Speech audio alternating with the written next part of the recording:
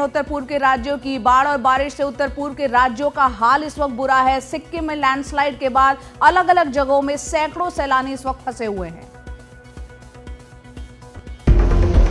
सिक्किम में मौसम ने हाहाकार मचा रखा है। कई इलाकों में लैंडस्लाइड हुए हैं। इसके चलते करीब 1500 सैलानी फंस गए हैं। उन्हें सुरक्षित बाहर निकालने की कोशिशें जारी हैं। लगातार बारिश से सिक्किम में लैंडस्लाइड हो रहे हैं, जिससे सड़कों को नुकसान पहुंचा है। कई जगह आवाजाही पूरी तरह ठप हो चुकी है। मंगलवार रात मंगन जिले में एक पर्यटक वाहन के तीस्ता नदी में गिर जाने से एक व्यक्ति की मौत हो गई। नॉर्थ ईस्ट में तेज बारिश और लैंडस्लाइड से लोगों की जान पर आई है। पिछले 2 दिनों में 30 लोगों की मौत हो गई है। हजारों लोग प्रभावित हुए हैं।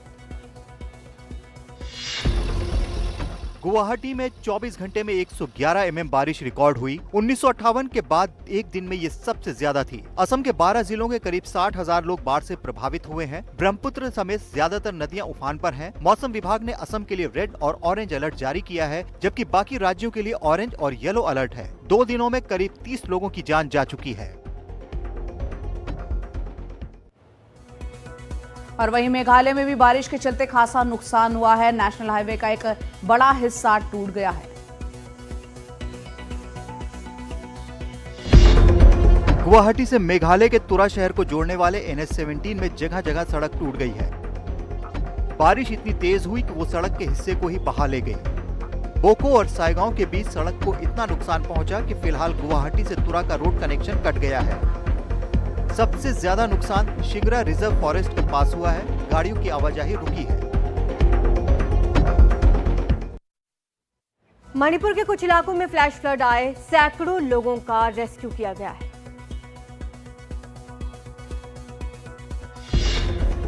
बचाव और राहत के लिए सेना और असम राइफल्स ने ऑपरेशन जल राहत शुरू किया है। फ्लैश फ्लड से प्रभावित मणिपुर में करीब 800 लोगों का रेस्क्यू किया गया। सुरक्षा बलों को सबसे ज्यादा प्रभावित इलाकों में तैनात कर दिया गया है।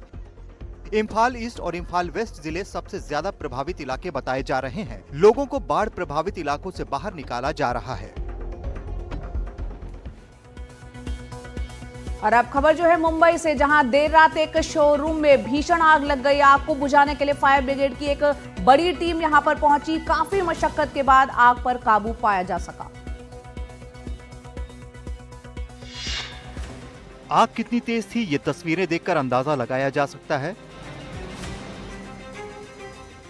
मुंबई के फोर्ट इलाके में एक फुटवेयर की दुकान में देर रात आग लगने की खबर आई। सूचना मिलते ही दमकल की कई गाड़ियों को मौके पर भेजा गया। काफी देर तक आग बुझाने की कोशिश जारी रही। आग क्यों लगी, इसकी जांच की जा रही है। दिल्ली में 13 साल की नाबालिग लड़की की सनसनीखेज हत्या हो जाती है, लेकिन पुलिस इस केस को चंद ही घंटों में सुलझा लेती है। कैसे, ये रिपोर्ट देखिए। घटना 29 मई की है। डाबी थाना इलाके में रहने वाली एक नाबालिग लड़की मृत पाई गई। शुरुआती जांच में घर से मोबाइल फोन और टैबलेट गायब पाए गए। तकनीकी सर्विलांस की मदद से पुलिस ने चोरी हुए मोबाइल को ढूंढा, जिसके पास फोन था। उससे पूछा गया तो पता चला कि अनस नाम के लड़के ने उसे मोबाइल बेचा था। पुलिस ने अनस को गिरफ्तार किया। पूछताछ में पता चला कि वो मृतक लड़की के घर के पास ही रहता है। उसे नशे की लत है। उत्तर प्रदेश के गोरखपुर में एक दर्दनाक हादसा हुआ। कार और बाइक की टक्कर में 4 लोगों की मौत हो गई। ये टक्कर कितनी खतरनाक थी, वो ये तस्वीरें बयां कर रही हैं। सामने से आती कार बाइक को टक्कर मारती है। बाइक सवार कई फुट हवा में उछल जाते हैं। घटना गोरखपुर वाराणसी हाईवे की है।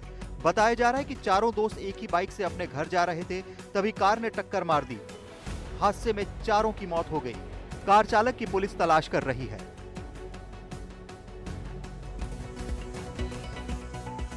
महाराष्ट्र के पुणे में एक भीषण हादसा हो गया। एक तेज रफ्तार चाय की टपरी से एक तेज रफ्तार कार टकरा गई। हादसे में 12 लोग घायल हुए।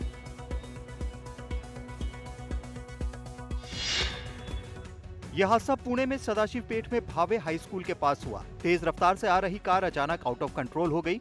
कार की चपेट में आकर 12 लोग घायल हो गए। इनमें 5 MPSC की तैयारी कर रहे छात्र भी हैं। हादसे के वक्त छात्र चाय पीने के लिए टपरी के पास खड़े थे। बताया जा रहा है कि कार ड्राइवर नशे में था। ड्राइवर को गिरफ्तार कर लिया गया है और मामले की जांच जारी है।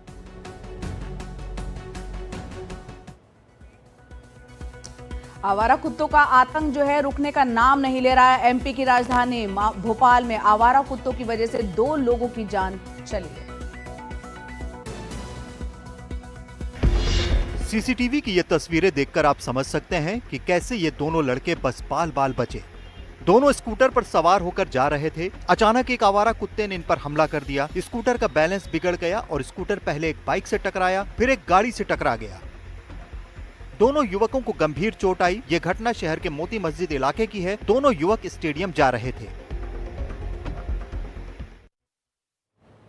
मध्य प्रदेश के भिंड में 2 पक्षों में जमकर मारपीट हुई घटना का सीसीटीवी फुटेज अब वायरल हो रहा है।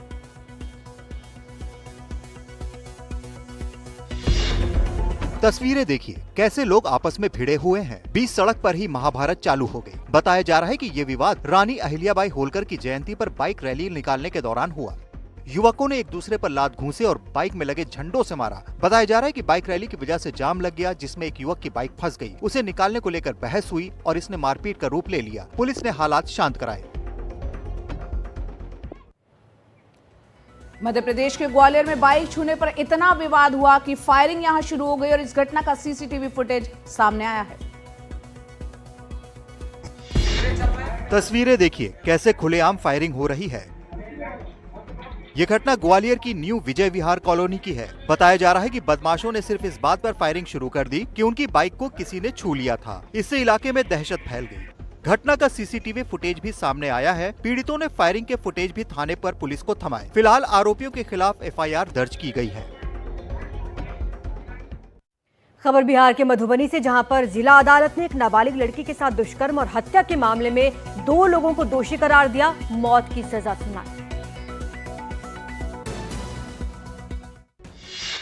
ये मामला 21 जून 2023 का है। मधुबनी के जयनगर थाना क्षेत्र में सुशील राय और ओम प्रकाश झा ने 8 साल की बच्ची का अपहरण कर रेप किया, फिर उसकी हत्या कर दी। शव को खंडहर में छुपा दिया।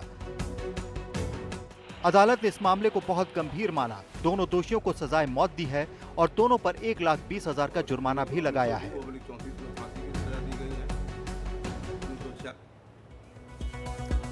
ऑपरेशन सिंदूर के बाद पाकिस्तान के लिए जासूसी के आरोप में लगातार गिरफ्तारियां हो रही है। पाकिस्तानी जासूसी मामले में एनआईए ने एक बड़ी कार्रवाई की है। शनिवार को दिल्ली, हरियाणा, पश्चिम बंगाल, उत्तर प्रदेश, महाराष्ट्र, राजस्थान और असम समेत 8 राज्यों में 15 स्थानों पर सर्च ऑपरेशन चलाया गया। सूत्रों के मुताबिक जिन लोगों के यहां एनआईए ने रेड मारी, उनका संबंध पाकिस्तान की खुफिया एजेंसी पाक इंटेलिजेंस ऑपरेटिव से बताया जा रहा है। छापेमारी के दौरान एनआईए की टीमों ने कई इलेक्ट्रॉनिक डिवाइसेस, संदिग्ध दस्तावेज और कुछ अहम फाइनेंशियल पेपर्स भी जब्त किए। कोलकाता पुलिस ने हरियाणा के गुरुग्राम में इंस्टाग्राम इन्फ्लुएंसर शर्मिष्ठा पनोली को गिरफ्तार किया। ऑपरेशन सिंदूर पर बनाए एक वीडियो में सांप्रदायिक टिप्पणी कर ये विवादों में घिरी।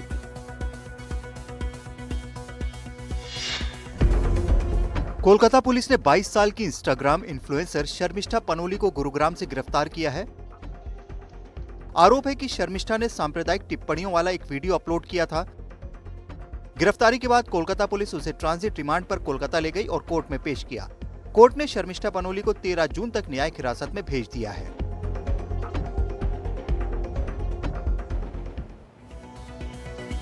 और बात करते हैं कोरोना की। देश में कोरोना के मामलों की संख्या 3,000 के पार जा चुकी है।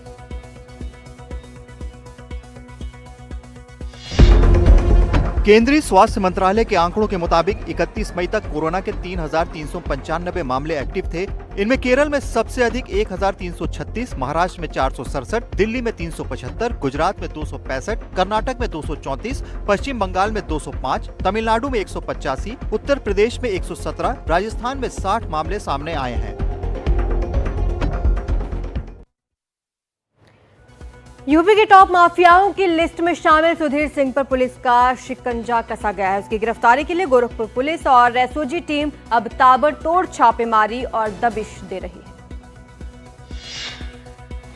3 दिन पहले एक व्यापारी के यहां आयोजित भोज में सुधीर सिंह और उसके साथियों ने अपने विरोधी अंकुर शाही गुट पर हमला कर दिया था। इसके बाद से ही पुलिस उसकी तलाश कर रही है। हालांकि दोनों के ही परिवार वाले एक दूसरे पर आरोप लगा रहे हैं। फिलहाल पुलिस और एसओजी की 8 टीमें सुधीर सिंह की तलाश में लगी हैं। पिछले साल 13 जून 2024 को उसे आर्म्स एक्ट में 2 साल की सजा भी हो चुकी है। अभी वो जमानत पर बाहर चल रहा है। और अब खबर हरियाणा से, जहां कैथल में एक महिला ने अपनी 2 बेटियों के साथ आत्महत्या कर ली। पुलिस इस पूरे मामले की जांच कर रही है।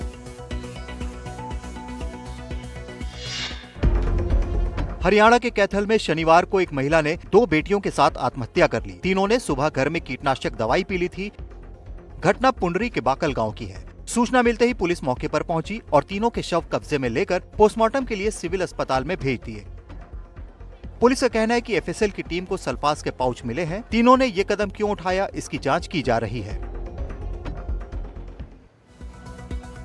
उत्तर प्रदेश के मैनपुरी से एक चौंकाने वाला मामला सामने आया। बीजेपी के एक नेता के बेटे के अश्लील वीडियो वायरल हुए। इसे लेकर समाजवादी पार्टी के अध्यक्ष अखिलेश यादव ने बीजेपी पर जमकर निशाना साधा।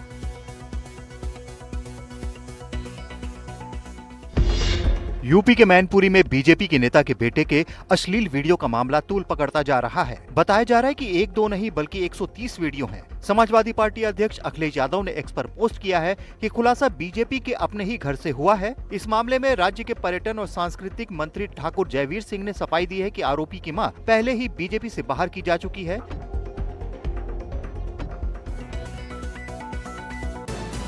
समाजवादी पार्टी के वरिष्ठ नेता आजम खान के परिवार को एक और जोरदार झटका लगा है। उनकी पत्नी और बेटे के शस्त्र लाइसेंस निरस्त करने के आदेश अदालत ने दे दिए हैं। सपा नेता आजम खान की पत्नी और पूर्व राज्यसभा सांसद तजीन फातिमा और उनके बेटे और पूर्व विधायक अब्दुल्ला आजम खान के शस्त्र लाइसेंस निरस्त करने के आदेश जिला मजिस्ट्रेट रामपुर ने दे दिए हैं। डीएम कोर्ट ने दोनों को सजायाफ्ता मानते हुए ये फैसला सुनाया। अब इनको अपना लाइसेंस और शस्त्र पुलिस थाने में जमा कराने होंगे। तजीन फातिमा और अब्दुल्ला आजम दोनों अभी जमानत पर बाहर हैं। वहीं आजम खान इन दिनों सीतापुर जेल में बंद है। अयोध्या में राम मंदिर का फैसला आने के बाद से ही जमीनों का दाम यहां पर आसमान छू रहा है। बताया जा रहा है कि बॉलीवुड के महानायक अमिताभ बच्चन ने भी अयोध्या में सरयू नदी के किनारे जमीन खरीदी। खबरों की माने तो अमिताभ बच्चन ने अयोध्या में सरयू नदी के पास जमीन खरीदी है। इसकी कीमत करीब 40 करोड़ रुपए बताई जा रही है। इससे पहले भी अमिताभ अयोध्या में जमीन खरीद चुके हैं।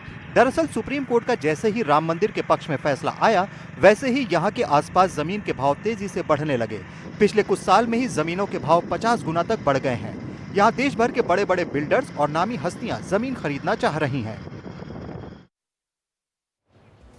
हिमाचल प्रदेश में प्लास्टिक समेत दूसरे कचरे से निपटने के लिए राज्य सरकार एक नई स्कीम लेकर आई है। इसका नाम एचपी डिपॉजिट रिफंड स्कीम 2025 है। इसमें क्या है आपको बताते हैं। शनिवार को हिमाचल कैबिनेट की बैठक में नॉन बायोडिग्रेडेबल कचरे के प्रभावी प्रबंधन को लेकर एक महत्वपूर्ण फैसला लिया गया। एक स्कीम शुरू होगी। इसके तहत सैलानी पानी की बोतल, चिप्स, जूस कैन जैसे सामान ले गए तो इन उत्पादों पर एक कोड या QR कोड लगाया जाएगा। पर्यटक से नाम मात्र फीस ली जाएगी। फिर कलेक्शन सेंटर पर खाली बोतल या खाली पैकेट देने पर फीस रिफंड हो जाएगी। ऐसा करने से कचरा जगह जगह नहीं फैलेगा और पर्यावरण को बचाया जा सकेगा। बात गजा की करते हैं, जहां इजराइल के भीषण हमले जारी हैं और वहां पर लगातार लोगों की मौत हो रही है।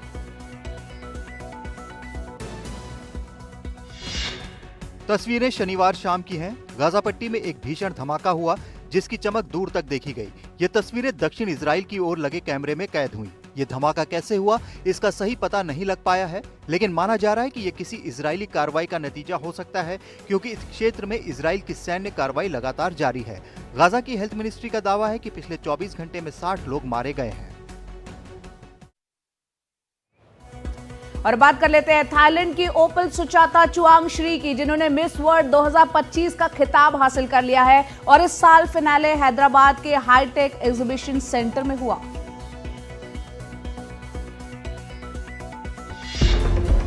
थाईलैंड ने पहली बार मिस वर्ल्ड का खिताब अपने नाम करने में सफलता पाई। ओपल सुचाता चुआंगश्री को शनिवार को हैदराबाद में आयोजित ग्रैंड फिनाले के बाद 72वीं मिस वर्ल्ड का ताज पहनाया गया।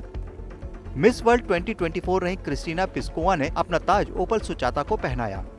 वहीं इथियोपिया की हासिल डेरेज रही miss world runner up Bharat की नंदिनी गुप्ता टॉप 8 से बाहर हो गई।